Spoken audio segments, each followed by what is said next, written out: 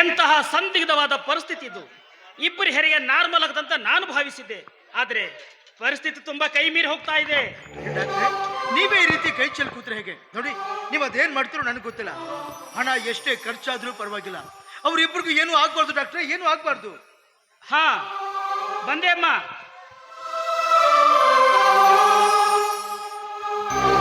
Jagadish, doctor Sudhakar ಏನ್ ಹೇಳಿದ್ರು? Doctor check ಮಾಡ್ತಂತೆ ಓಕೆ.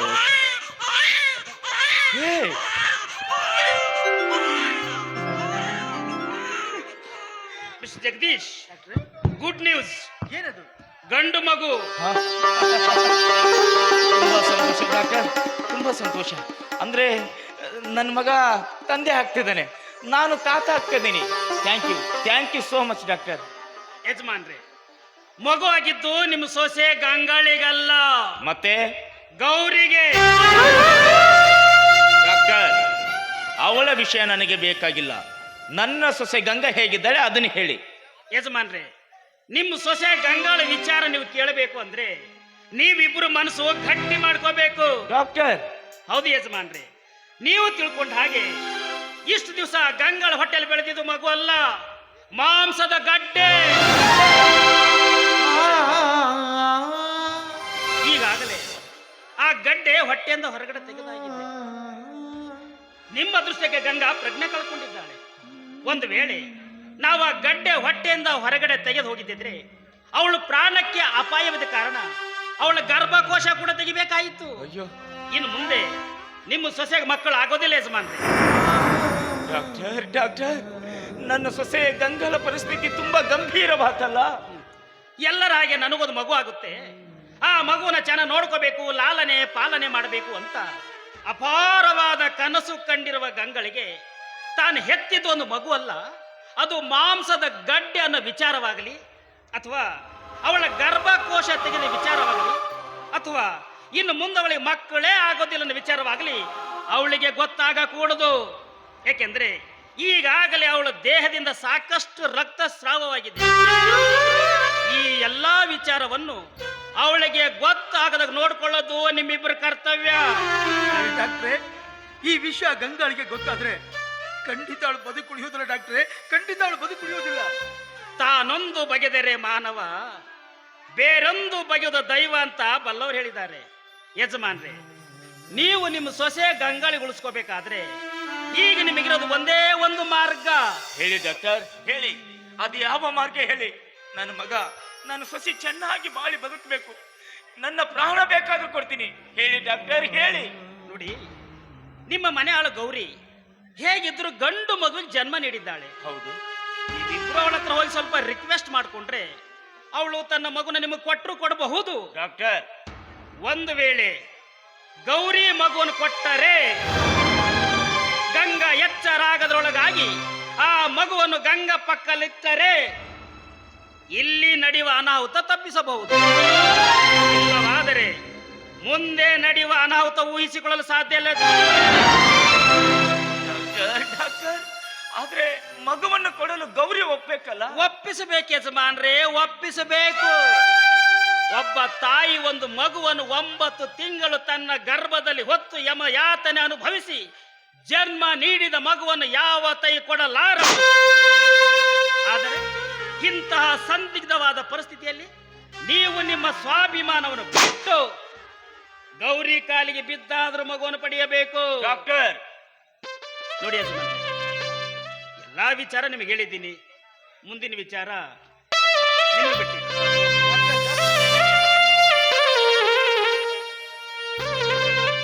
ಜಗದೀಶ, ಇಂಥ ಸಂದಿಗ್ಧವಾದ ಸಮಯದಲ್ಲಿ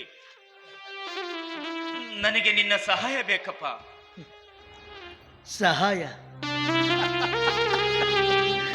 ಅಪ್ಪ, ನೀವು ನನ್ನಿಂದ ಯಾವ ರೀತಿ ಸಹಾಯ ಕೇಳ್ತಾ ಇದ್ದೀರಿ ಅಂತ ನನಗೆ ಚೆನ್ನಾಗಿ ಗೊತ್ತಪ್ಪ, ನನಗೆ ಚೆನ್ನಾಗಿ ಗೊತ್ತು. ಜಗದೀಶ, ಗೌರಿಯನ್ನು ಒಪ್ಪಿಸು.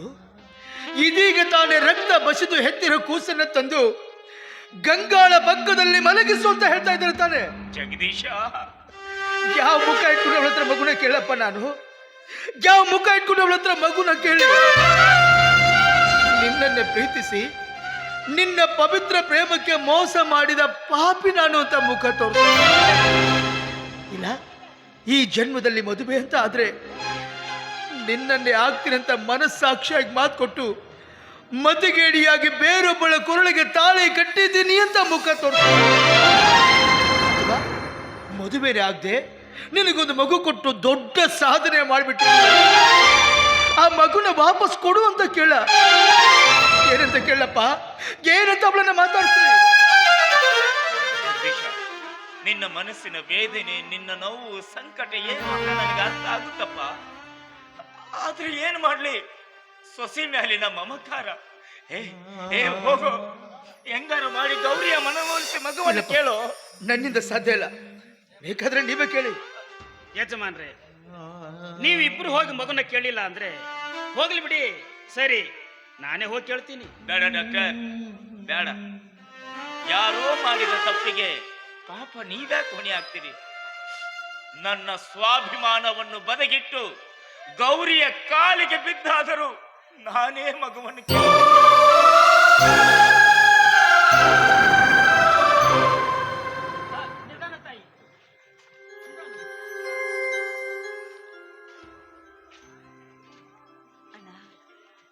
ಅಮ್ಮವ್ರ ಹೆರಿಗೆ ಆಯ್ತೇನಣ್ಣ?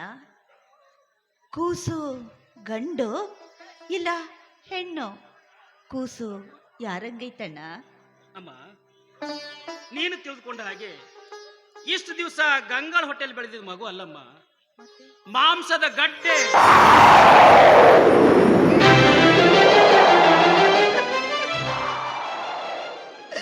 ಕೂಸಿನ ಬಗ್ಗೆ ಕಂಡಾಪಟ್ಟೆ ಕನಸು ಕಟ್ಕೊಂಡಿರೋ ಅಮ್ಮವ್ರಿಗೆ ಎಂಥ ಶಿಕ್ಷೆ ಆಯ್ತಲ್ಲಣ್ಣ.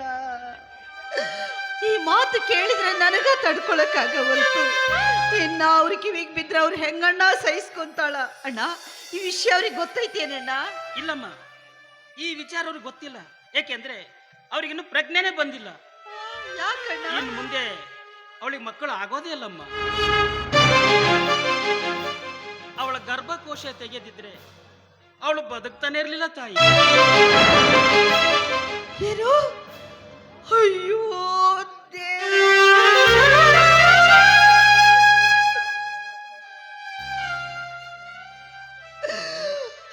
ಕಂಡವ್ರ ಕಷ್ಟಕ್ಕಾಗೋ ಆ ದೇವತೆಗೆ ಇಂಥ ಶಿಕ್ಷೆ ಕೊಟ್ಟ ಆ ದೇವ್ರು. ಇಂಥ ಹೊತ್ತು ಬರಬಾರ್ದಾಗಿತ್ತಣ್ಣ, ಅವ್ರಿಗೆ ಬರಬಾರ್ದಾಗಿತ್ತು. ನೋಡು ತಾಯಿ, ಅವಳು ಚೆನ್ನಾಗಿ ಸುಖವಾಗಿ ಬಾಳು ಬದುಕಬೇಕಂದ್ರೆ ನೀನೊಂದು ತ್ಯಾಗಕ್ಕೆ ಸಿದ್ಧಳಾಗಬೇಕು. ಧಣಿ, ನಾನೇನಾರ ಇವತ್ತು ಈ ಭೂಮಿ ಮೇಲೆ ಬದುಕಿ ಅದೀನಂದ್ರ ಅದಕ್ಕ ತಾಯಿನೇ ಕಾರಣ.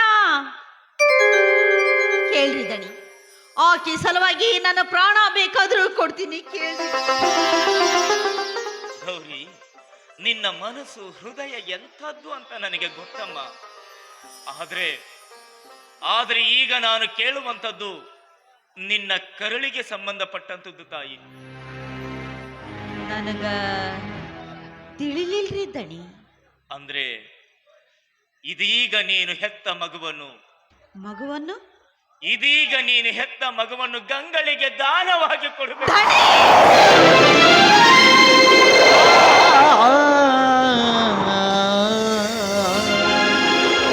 ಬೇಕಿದ್ರೆ ನಿನ್ನ ಕೈ ಮುಗಿತೀನಮ್ಮ, ಇಲ್ಲ ನಿನ್ನ ಕಾಯಿ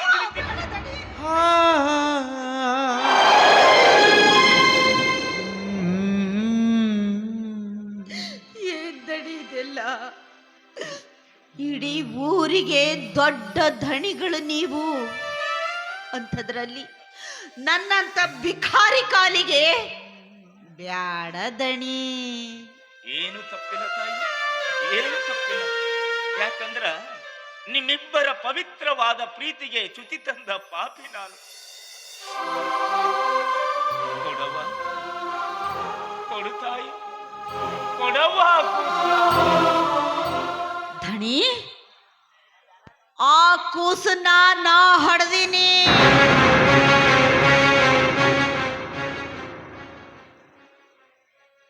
ಅದರ ಮ್ಯಾಲಿನ ಹಕ್ಕು ನಿಮ್ಮದು.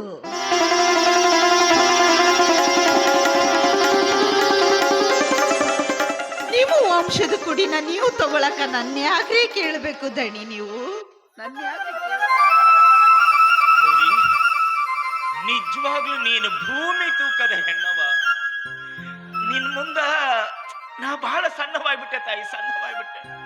ನನ್ನ ಮದ ಮತ್ಸರ ಅಹಂಕಾರ ಎಲ್ಲ ಕಳೆದು ಬಿಟ್ಟವ.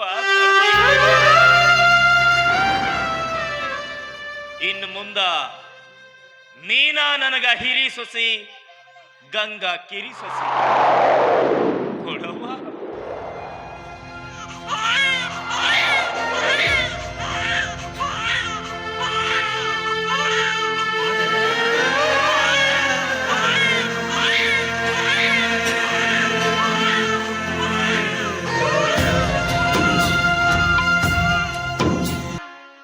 ಯಾವ ಕಥೆಯನ್ನ ಎಲ್ಲಿಗೆ ಒಯ್ದು ಮುಟ್ಟಿಸ್ತಾನೋ ಆ ಭಗವಂತನಿಗೆ ಗೊತ್ತು, ಆ ಭಗವಂತನಿಗೆ ಗೊತ್ತು. ಯಜಮಾನ, ಸಂತೋಷ ಪಡೋ ಸಮಯದಲ್ಲಿ ಕಣ್ಣೀರೇ. ನೀವು ಬಂದು ಬಹಳ ಹೊತ್ತಾಯ್ತು.